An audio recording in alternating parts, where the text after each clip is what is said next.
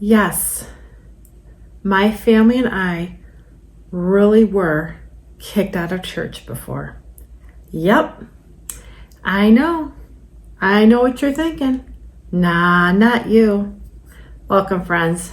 Today is Testimony Tuesday. Grab your cup of coffee or tea because I want to share my testimony today. And this is episode 4 of my little series I do on Tuesdays. And I want to share my stories with you because I want to encourage you, if you go through things, to know that you are not the only one going through things. So, yes, my family and I were really kicked out of church before. So, let me take a sip here because I'm cold today. Are you cold where you're at? Man, it's freezing today. Anyway, so long time ago, my family and I started going to this church. Now, I'm going to be very respectful here, and I'm not going to say what denomination it was. I'm not going to say what church it was, but we were going to this church, and it was during the time we were moving from our rental property into our house we have now.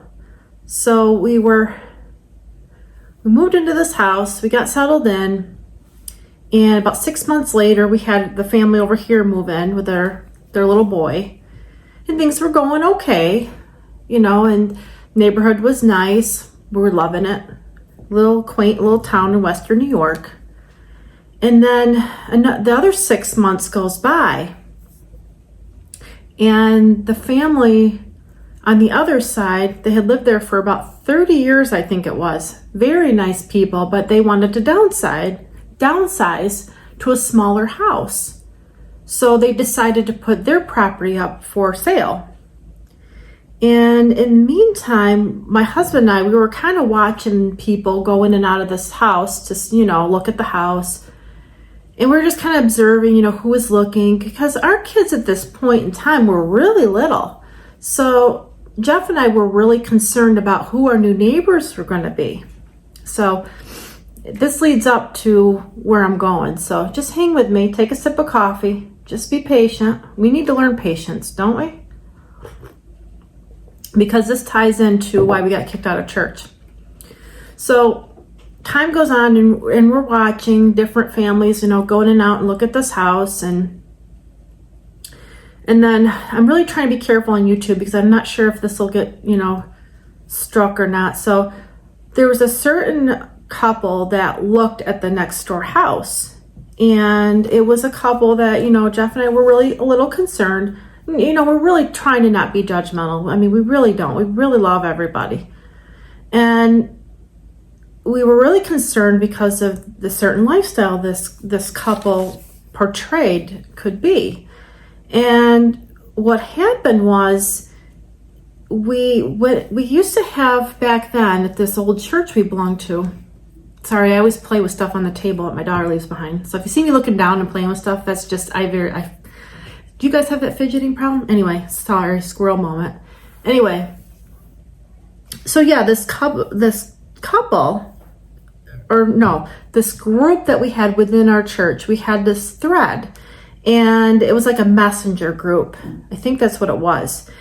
And we had these small groups, and in the messenger, we could either have a prayer request, or we would discuss if we're going to have meetings, just little, like a communication thread. So time moves on with this couple that was looking at the house next door. So I went on to that thread and I asked for, a prayer request. Now, nowadays, what I know now compared to back then, I wouldn't do this today. I just would not recommend doing it this way. But anyway, back then I had gone on to this messenger group, and I asked my small group, I said to them, well, we have a prayer request. We really would like to pray against this couple moving in because we're really concerned with our children growing up. We don't know, what they might see or what they, I wasn't real keen on this being next door to me. And I know you probably can read between the lines, and please don't hate me after saying this. I'm a changed woman now. This was a long time ago. And I was just, I was looking at it through a different lens back then. And I was asking the group, please, I'd like some prayers. I really don't want this next door. it doesn't sit well with me. And that's where it started. That is just where the crap hit the fan. So we had a couple people in that church and in that small group that just went crazy on that prayer request. How dare you ask that? You're being this and you're being that. And I mean, just hit left and right. Now, maybe there was some truth in it, okay? Maybe I shouldn't have asked for that kind of prayer, okay?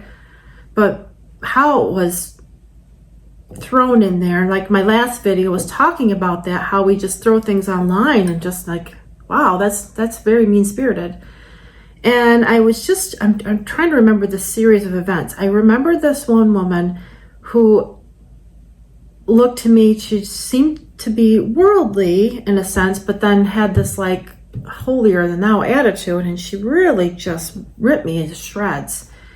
And it got so bad that the pastor ended up getting involved. And I remember the pastor coming to our home, and because of the type of church it was, the pastor did not want to come in the house and talk it over because my husband wasn't home, which is fine. I respected that. You know what? Maybe that was wisdom on his part. Okay. But in the meantime, even though he didn't want to come in the house and talk to me, he was, getting his points across right at my front door with my children behind me, and just not a good representative for that church. And I'll never forget it. It was in the middle of winter. It was really cold. I'm standing at the door, freezing, and I'm just like, you know what? If you don't want to talk to me, don't sit there or stand there and talk to me at the door since my husband's not here. It had lasted. Now, mind you, it was in the middle of winter time. The pastor's at the door talking to me about this, but didn't want to talk to me because my husband's not home. And it's just, it's one of those things, I don't know if you've experienced this, you probably have, where something hits you and you're not prepared for it. And you just don't know what to say. But then when it's over, you look back, you're like, wow, I wish I would have said that. I wish I would have just stood up for myself. But yeah, I just remember him coming and that happening. And then, some time goes by because my husband's out of town for work. He comes back and we end up having the pastor over. And I'll never forget it. He came over and he just wanted to get his points across. And it was very one-sided. He was listening to the other side, which was fine. I understood. Maybe I came across abruptly. But so yes, the pastor is here and he's stated the other side of the story with the other people in our prayer group. And my husband and I, we try to talk to the pastor about our side. And I'm really trying hard not to disrespect this pastor, but he really came in with this pompous attitude, like, his side, his congregation is right. These people are right, and you're wrong. And I felt at that time and place that he really wasn't giving our side any thought. And I'll never forget it. I look back and I remember when he came to our house and he sat in our rocking chair. I'm looking across at the room at the chair he sat at. And just the way he was in that chair, rocking back and forth, just acting like he just knew it all. Now, I can't imagine being a pastor. I'm sure that's a very tough position to be in because you do have to see all sides. But the way it was presented and portrayed is just, it was as if we're asking for something, unreasonable, and he just was going to come in here and try to fix things. And I just remember him being here and just, he wanted to hear himself talk. I don't know if you've ever been around people in leadership that are like that. And it's very upsetting because I feel like people with this particular trait, they just want to hear themselves talk, and they just don't want to, listen to what you have to say. And I just remember my husband, the man that he is, and I'm so proud of him. He was asking the right questions. He was asking, I'm trying to remember the exact questions he asked. I can't remember the exact ones, but I do remember him just kind of putting him, in the spotlight, like, listen here, how would you respond if you were in this situation? And what I've learned in that, and I don't remember what his response was. I really wish I could remember. You're talking how many years ago? But I'll never forget when that whole episode happened and he ended up leaving. And I really don't think there was an end result to that night. I just remember once that night ended, when the pastor did come here, when we returned to church, everything was really weird feeling. I remember I think what was going on, there were several things that happened within this church. So at one point, I know I was in the choir and had gone in for practice, and the wife of the pastor was very snobby toward me. And when we had practice, she would have these mints that she would always give out. I'll never forget it. And then after that confrontation happened, I'll never forget it. She would pass the mints out to the women, and she sat next to me and she passed the mint over me and didn't give me one. It was just little subtle things like that had started happening. And that was the beginning of a series of following events. So that happened. And, I let little things like that go. I remember letting that go. And then there was another time after that, my husband had seen the husband of the woman that really cut me apart in that thread I was telling you about. Because what I noticed at that church at that time, people really didn't talk about their problems. Everything was kind of pushed under the rug. Well, if anyone knows our family, that's not how this family works. No, you get it out in the spotlight and you're going to deal with it. And if you're not going to deal with it one-on-one like an adult, then we're just going to blast it. So my husband that he was, and whether you think it's right or wrong, it happened. He confronted the husband of the woman that had, ripped me apart in the messenger thread. And he said, he just man to man, he's like, nothing was ever resolved. And I don't remember exactly what words they had with each other, but it was not pretty when it ended. And I remember we walked out of that church, and it was suddenly. And then we ended up getting a nasty letter in the mail, and a letter email too. I think the letter in the mail came first. No, maybe it was the email that came first. Anyway, it doesn't matter. But anyway, the first mail, which was email, was not anything more than, they just tried to take our membership away, and they got my in-laws removed as well. And my in-laws had nothing to do with this whole ordeal. I mean, they're the sweetest people you'll ever meet. So to remove them was just like very baffling to me. So my husband, that he is, replies to the email, but replies all. So the whole church gets to see it. Because the email was basically saying in so many words that we were, because the letter mail didn't say it, but the email did. about us being, kicked out of membership. And that was the first step that snowballed. And then my husband replied all and, asking questions like we do. Why? Is this over a prayer request? And of course that makes people mad. And then I'm trying to remember because it's a long time ago. And then of course another email comes back, and then that was the one where they're like, no, you aren't coming back here. And I don't think it was worded that way. It was just like some kind of formal letter. They wanted to make themselves so, great. But the lesson learned in all of that was, things like this really shouldn't happen within a church. First of all, I don't agree with membership. I don't think that heaven has membership. In fact, I know heaven doesn't have membership. Once you're a born-again believer in Christ, your name is written in the Lamb's Book of Life.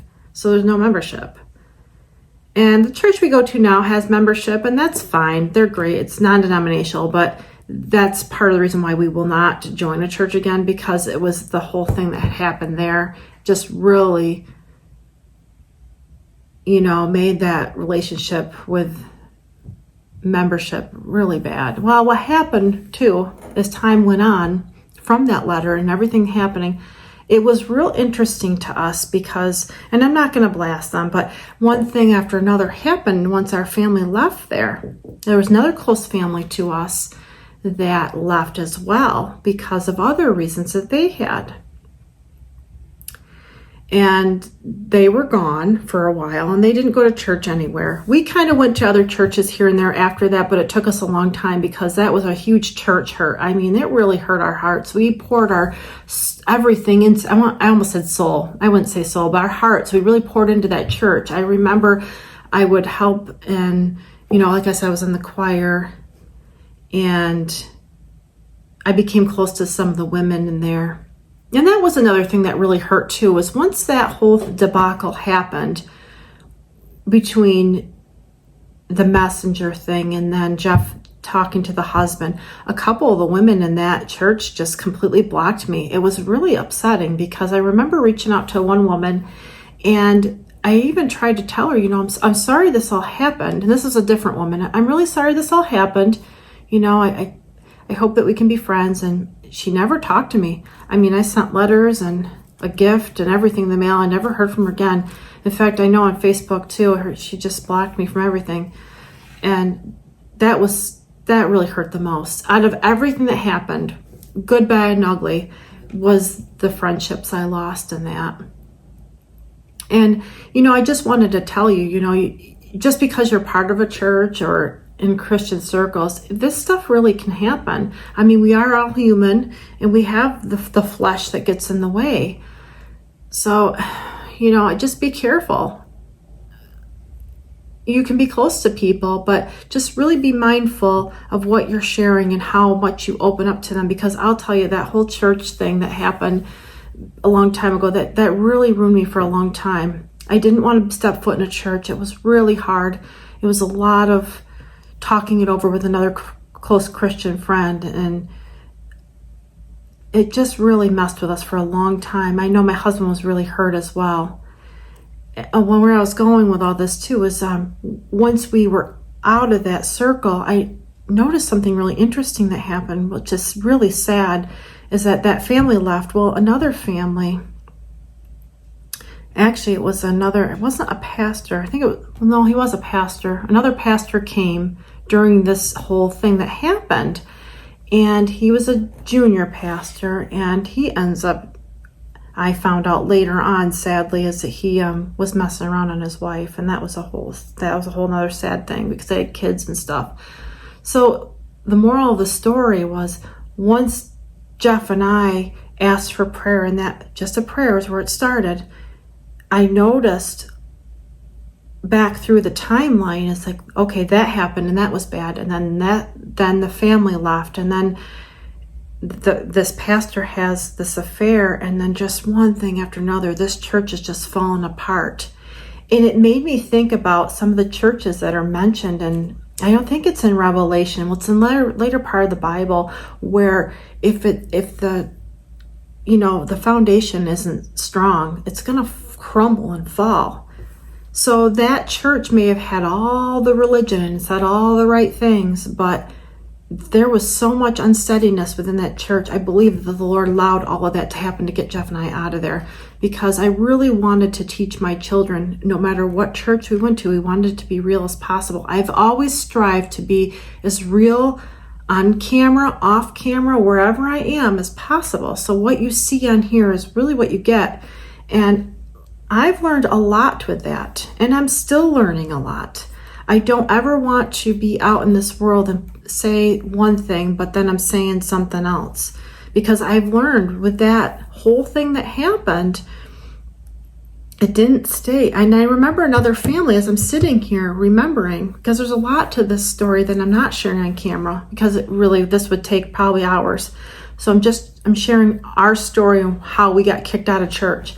But there was so many things that did happen there, and I didn't want to see it. You're in a relationship and you see the red flags.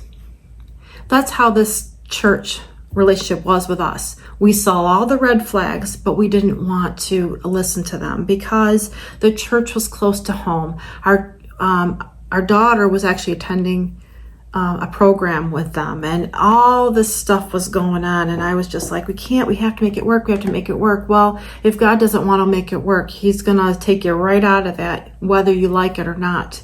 There's something called God's will, and I look back and I really know now it was God's will for us to be out of there, because I've learned that it's not ever about a religion or putting on this face or this Sunday morning thing. No, walking with the Lord is every single day, everything we do with our life. So I believe that had this not happened, we may have been so brainwashed to just keep walking and put on our Sunday's best, but not put it on Monday through Saturday.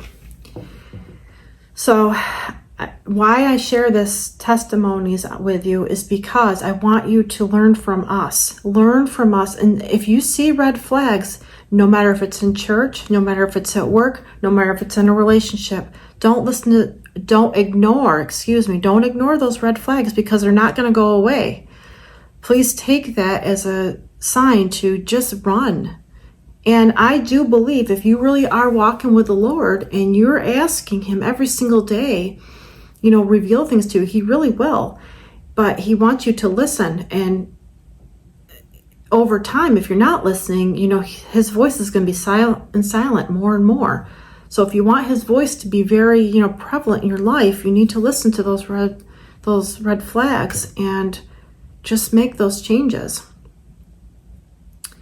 So I will tell you, even making this video was really tough tonight, because I know that the enemy does not want this to get out, because fake churches are out there all the time. And that's how the deceiver deceives people. Oh, you're going to church, you're fine. No, you're not fine. If you're in a place that's not preaching from the Word of God and being very honest with you, or if the pastor's not listening to your side of the story, you need to get out of that church. Now, where we go now, our pastor is wonderful. I love him so much. But he's not perfect, and he would get on camera and he would tell you he's not perfect. He's very much human and down to earth as the rest of us. But what I like about there is that people are authentic. There's none of this fakery going on. And that's another thing too, that whole experience that church taught me. I can now, and my husband too, we can now sense it if anything's off in an instant. So with every experience you go through, just take that tool and put it in your tool belt and learn from it, and learn how to really spot, deception. Because you don't want to walk around thinking that you're doing good when you're believing lies. So I really hope this testimony has helped you, just to be able to spot churches that are just not walking right. And I have more stories about that. And But this one was just really near and dear to my heart lately. First of all, I kind of thought it was kind of funny. I look back and I'm like, that is kind of silly that we were kicked out of church. But I mean, that's kind of like the rebel in me, right? But anyway, I didn't want to make this any longer than it already is. But I wanted to share that with you because I want you to be, more alert and spot it before it's too late, before you're heavily involved in a church. So that is all I have for this time. And I hope you've learned something from us and that you do better. But above all the stuff that's going on out there, just remember what's most important, that God does love you. And he sent his son Jesus to die for you on the cross so you don't have to go to hell. And you can spend eternity with him. I'll see you again next time. Have a great day.